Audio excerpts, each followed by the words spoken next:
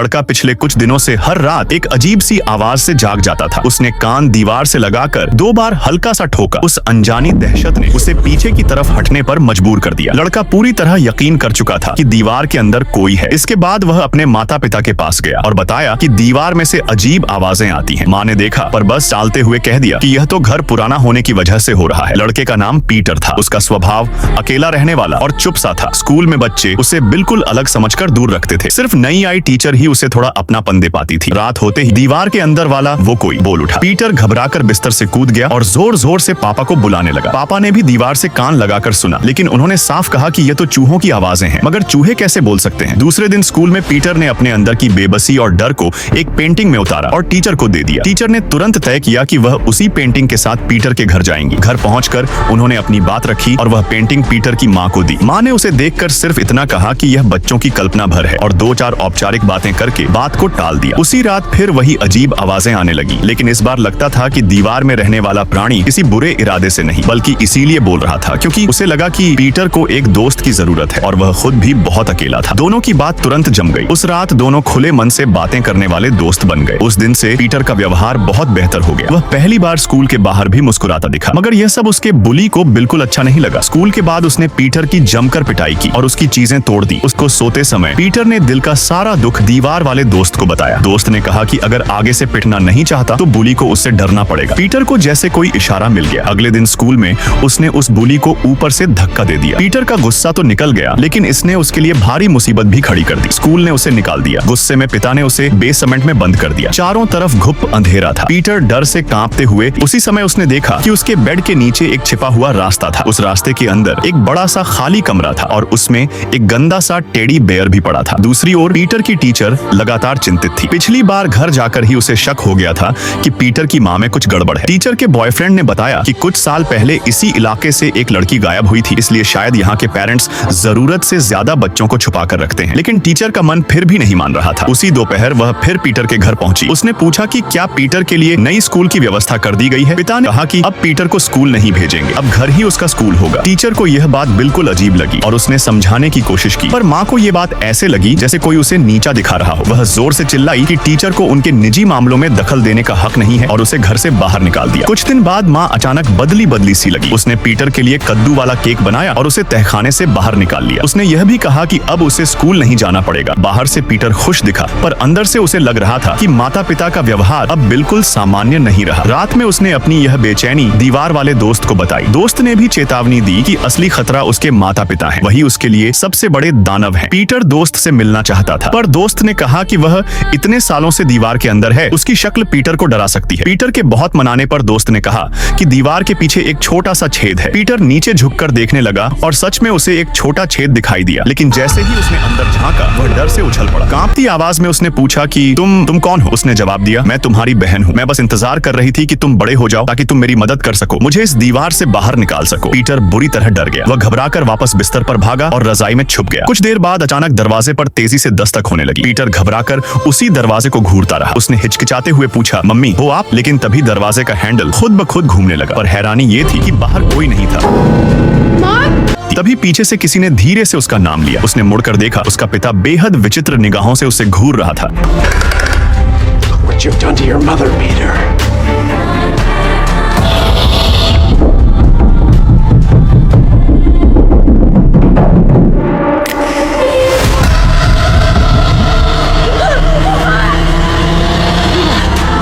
तभी पीटर की आंख खुल गई। यह तो एक डरावना सपना था, लेकिन रात होते ही दीवार के अंदर की दीदी फिर उसे समझाने लगी। वह कहती रही कि उसके माता पिता उससे नफरत करते हैं, जब वे उससे ऊब जाएंगे तो उसे मार देंगे और अगला नंबर पीटर का होगा, उसे भी दीवार में बंद कर देंगे। पीटर बार बार कहता रहा कि उसके माता पिता ऐसा नहीं कर सकते, पर दीदी ने उसे चुनौती दी कि जाकर बगीचे में देखें। सुबह पीटर दीदी द्वारा बताई जगह खोदने लगा और जल्द ही उस से एक कंकाल मिला और उसका दिल बैठ गया। तभी माँ अचानक पहुँच गई। पीटर ने जल्दी से कह दिया कि वह बस कद्दू चुन रहा था और किसी किसी तरह बात टल गई। कमरे में लौटकर दीदी ने पूरा सच बताया। पैदा होते ही अजीब बच्चा माना गया। उसका रूप माता पिता को पसंद नहीं था। सालों बाद हैलोवीन की रात एक लड़की टॉफी मांगने आई थी। दीदी उस लड़की की मदद से घर से भागना चाहती थी क्योंकि वह रोज के अत्याचारों से तंग आ चुकी थी, पर माता पिता को डर था कि उनका सच खुल जाएगा, इसलिए उन्होंने उस लड़की को मार डाला। दीदी ने कहा वह वही हश्र नहीं चाहती। पीटर ने वादा किया कि वह उसे बचाएगा। उस रात पीटर माता पिता के कमरे में गया और शिक्षक को फोन कर मदद मांगनी ही वाली थी कि माँ पीछे खड़ी मिल गई। उसकी यह हरकत देखकर वह तिलमिला गई और उसे पकड़कर कमरे में ले आई। तभी उसकी नजर फटे वॉलपेपर पर गई। दीवार में छोटा सा छेद था। इसे देखकर वह डर गई और कहा कि पिता के लौटने पर पीटर को सजा मिलेगी। पीटर डर गया, क्या वही होगा जो दीदी के साथ हुआ था? रात में वह नीचे आया और माता पिता को किसी बात पर घबराते हुए देखा। पिता कह रहा था सब साफ कर दूंगा। दोनों ने उसे देख लिया और पीटर डर कर कमरे में भागा। पिता पीछे। पिता जानता था कि पीटर सोने का नाटक कर रहा है। उसने कहा कल रात सब निपटा देंगे, कहीं मत जाना। अगली शाम तीनों खाने पर बैठे।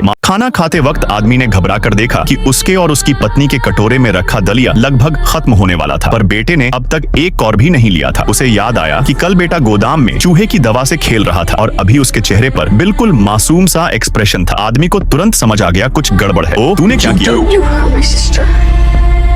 डरकर उसने फटाफट पत्नी को कहा कि फोन मिलाकर मदद बुलाओ, लेकिन जैसे ही पत्नी फोन उठाने गई उसे पता चला कि फोन की तार तो बेटे ने पहले ही काट दी थी। अगले ही पल पति को पेट में तेज दर्द उठा। पत्नी कुछ समझ पाती उससे पहले ही उसके मुंह से खूब सारा काला खून निकलने लगा। पत्नी ये देखकर पूरी तरह सदमे में आ गई। उसे भरोसा ही नहीं हुआ। गुस्से में उसने बिना कुछ सोचे रसोई से एक बड़ी सुअर काटने वाली छुरी उठा ली और तेजी से बेटे पर हमला करने दौड़ी। किसी तरह उसने बेटे को पकड़ भी लिया, लेकिन उसी समय उसके मुंह से भी काले खून की धार निकलने लगी। लड़के ने मौका देखकर अपनी माँ को सीढ़ियों से नीचे लात मार दी। नीचे गिरते हुए माँ के हाथ में पकड़ी छुरी उसी के सीने में घुस गई। माँ को जमीन पर पड़ा न उठते देख पीटर आराम आराम से सीढ़ियाँ उतरकर नीचे आया और माँ से चाबी निकाली। उसका मकसद सिर्फ इतना था कि वह अपनी उस बहन को आजाद कर सके जिसे उसके माता पिता ने दसियों साल से बंद करके रखा हुआ था। लेकिन जैसे ही उसने कमरे का दरवाजा खोला, अंदर से अचानक एक अजीब डरावनी हंसी सुनाई दी। यह सुनकर डरपोक पीटर के तो होश ही उड़ गए। इसी बीच नीचे अचानक कुछ मास्क पहने गुंडे आ पहुंचे। आज हैलोवीन था और वह लोग हैलोवीन का बहाना बनाकर पीटर को डराने आए थे। लेकिन जैसे ही वे दरवाजे पर पहुंचे, कमरे का दरवाजा अपने आप खुल गया। उन्हें अंदाजा भी नहीं था कि अब क्या होने वाला है। वे मास्क लगाकर अकड़ में अंदर चले गए। जब उन्हें घर में पीटर नहीं दिखा तो उन्होंने वही चीजें तोड़ फोड़ शुरू कर दी, बिना ये जाने कि उन्होंने पीटर की खतरनाक गौसैल बहन को पूरी तरह नाराज कर दिया है। अगले ही पल सुअर मास्क वाले आदमी की मौत हो गई। बाकी गुंडे चीख सुनकर भी नहीं डरे। उन्हें लगा कोई दोस्त मजाक कर रहा है, लेकिन कुछ ही पलों में सभी गुंडों को उस बहन ने बेरहमी से खत्म कर दिया। अब जाकर पीटर को एहसास हुआ कि उसकी बहन कोई बेचारा कैद में रखा गया बच्चा नहीं, बल्कि उसकी बहन दरअसल एक खून प्यासा गुस्से का सागर है, हिंसक दानव है। डर के मारे हिलडुल भी न पा रहा पीटर देखता है कि उसकी बहन टेढ़े मेढ़े शरीर के साथ उसकी तरफ रेंगते हुए आ रही है। फिर उसने पीटर को एक ऐसा राज बताया जो सालों से छुपा हुआ था। असल में जब उसके माँ बाप को पता चला कि उन्हें लड़की होने वाली है तो वो बहुत खुश हुए थे, लेकिन जैसे ही वह पैदा हुई उन्होंने जोर से चीख मारी और फिर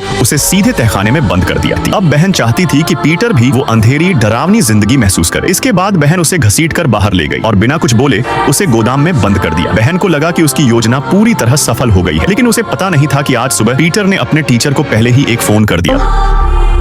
Miss Divine. Peter? I need your help.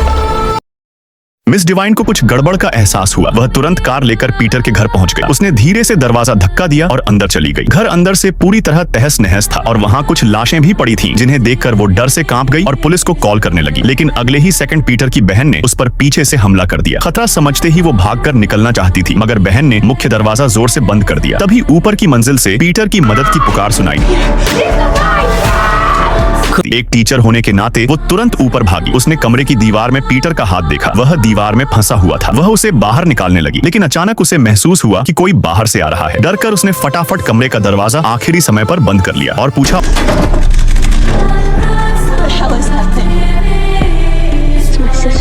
वो यह सोच ही रही थी कि दीवार की दूसरी तरफ से आवाजें आने लगी। बहन ने तहखाने वाले रास्ते से अंदर घुसना शुरू कर दिया था। उसने जल्दी से दीवार तोड़नी शुरू की और पीटर को बाहर खींच लाने में सफल रही। दोनों तुरंत नीचे की ओर भागे। उन्हें लगा कि अब वे बच जाएंगे, पर अचानक बहन ने फिर से पीटर को पकड़ लिया। जब पीटर दोबारा होश में आया तो उसने खुद को एक गहरे गड्ढे में बंद पाया। तभी बहन भी नीचे उतर आई, बिल्कुल एक विशाल मकड़ी की तरह, हाथ दीवार से चिपकाए हुए। यह देखकर पीटर डर के मारे जड़ हो गया। इसी दौरान मिस डिवाइन लोहे की छड़ लेकर अंदर आ गई और बहन को ललकारा। अगले ही पल बहन तेज रफ्तार से बाहर कूदी और उसे जमीन पर गिरा दिया। फिर उसे दीवार के कोने तक धकेल दिया। वो अपने नुकीले नाखून से हमला करने ही वाली थी। तभी पीटर ने समय रहते बहन के बाल पकड़कर उसे खींच लिया और वो बच गई। पीटर ने बहन के बाल को ही पकड़ कर खुद को उस गड्ढे से ऊपर भी खींच लिया। लीसा ने तुरंत लोहे की छड़ उठाई और बहन पर जोर से वार किया, उसे वापस गहरे गड्ढे में गिरा दिया। फिर उसने भारी लोहे का दरवाजा बंद कर उसे अंदर ही कैद कर दिया। Do you really think this is gonna keep me down here every night? When you lie in bed, you wonder if you'd